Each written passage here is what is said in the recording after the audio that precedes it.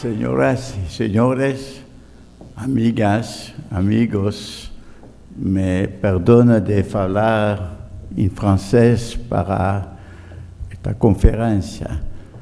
A próxima vez vou falar em brasileiro.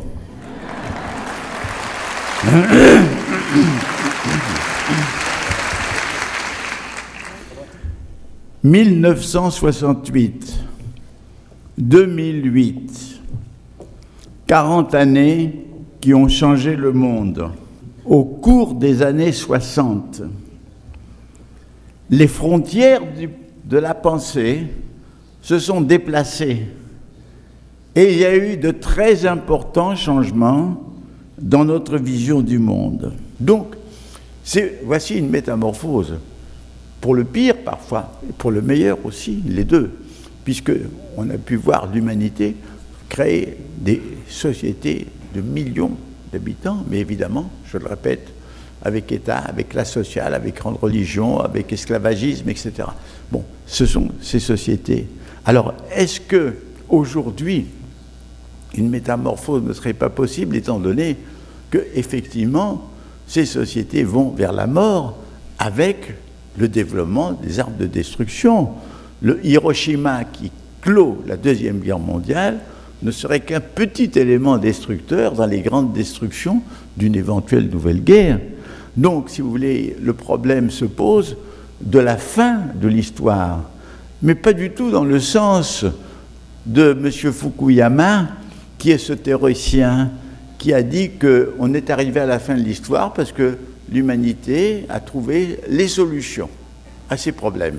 C'est la démocratie libérale et c'est l'économie libérale. Alors que moi je dis qu'on doit arriver à la fin de l'histoire parce que les sociétés historiques vont vers la mort et n'ont pas trouvé la solution.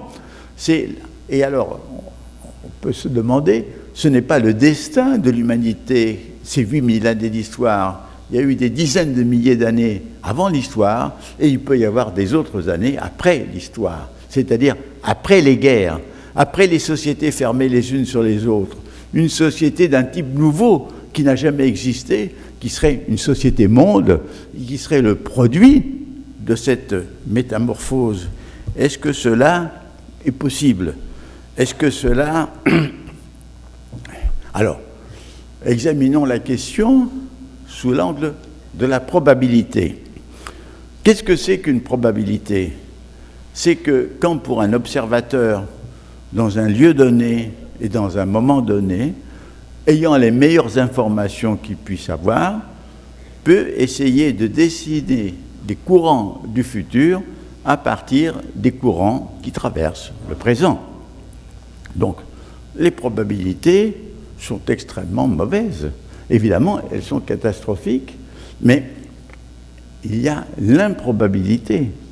Et l'improbable arrive parfois dans l'histoire et de façon salvatrice. Il y a un exemple fameux dans l'histoire de l'Antiquité.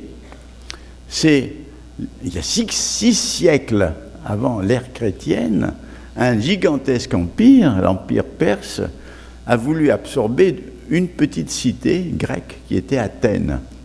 Il a attaqué Athènes, mais il s'est trouvé que la petite armée athénienne, avec l'aide des Spartiates, est refoulée à Marathon l'empire perse.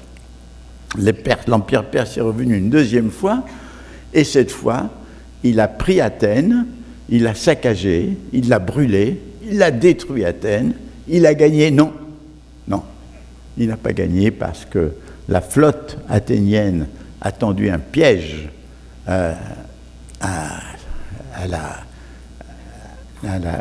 la flotte perse et l'a détruite, la flotte perse, au cours de ce piège, repoussant l'envahisseur. Et résultat, 50 ans après, c'était la naissance de la démocratie et la naissance de la philosophie.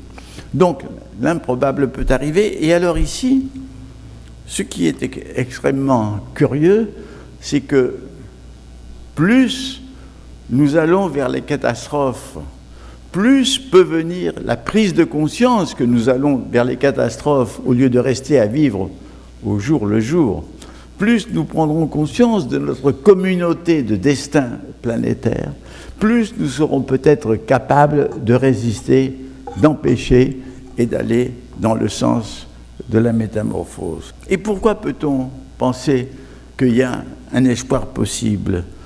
Parce que il reste ces possibilités créatrices dans l'humanité, que ce soit les individus ou les sociétés. Quand les sociétés sont bloquées, sont rigides, sont rigidifiées, sont fermées, les capacités créatrices, eh bien, elles se manifestent en marge, chez les artistes, chez les peintres, chez les poètes, chez les musiciens, chez les découvreurs scientifiques. Mais quand les sociétés sont en crise, alors c'est toute la société qui peut alors créer les conditions nouvelles de créativité. Ce sont ces capacités génératrices qui dorment, mais qui peuvent être réveillées à la manière de ces cellules souches que les biologistes ont découvert récemment dans les organismes adultes. Vous savez que les cellules souches, les cellules mères, les cellules mères, ce sont celles qui, dans l'embryon, sont capables de fabriquer toutes sortes de cellules, celles du foie, du cœur, de la rate, des cheveux, etc. Or, une fois que ces cellules souches ont fabriqué un être humain, alors on croyait qu'elles étaient mortes, qu'elles avaient disparu. Or, on a découvert que nous avons des cellules souches dans la moelle épinière, dans le cerveau, c'est-à-dire que nous avons des cellules souches capables de nous régénérer, mais elles dorment, elles sont endormies. Mais sans doute, et c'est pour ça que c'est un des grands espoirs de la médecine et de la biologie, c'est de permettre de lutter contre le vieillissement par la régénération des organes malades ou vieillis. Mais ça, c'est sur un plan médical, individuel. Mais c'est une métaphore que je vous donne pour dire qu'il y a des capacités génératrices, régénératrices, qui dorment dans les sociétés. Et ce sont ces capacités qui peuvent se réveiller. Nous sommes toujours dans la préhistoire de l'esprit humain. Une faible capacité de nos capacités, une faible partie de nos capacités cérébrales se trouve exprimée.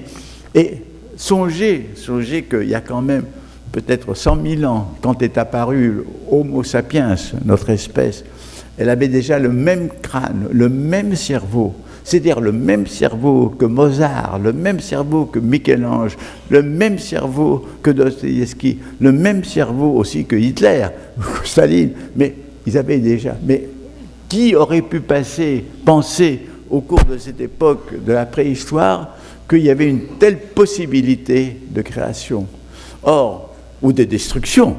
Mais aujourd'hui, nous sommes encore dans une préhistoire de l'esprit humain et nous sommes dans l'âge de fer planétaire.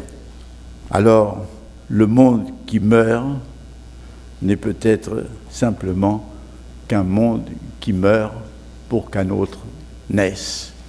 Ce n'est pas une prophétie, c'est une possibilité, c'est ce qu'on peut tirer de l'examen de ces 40 années qui ont transformé le monde.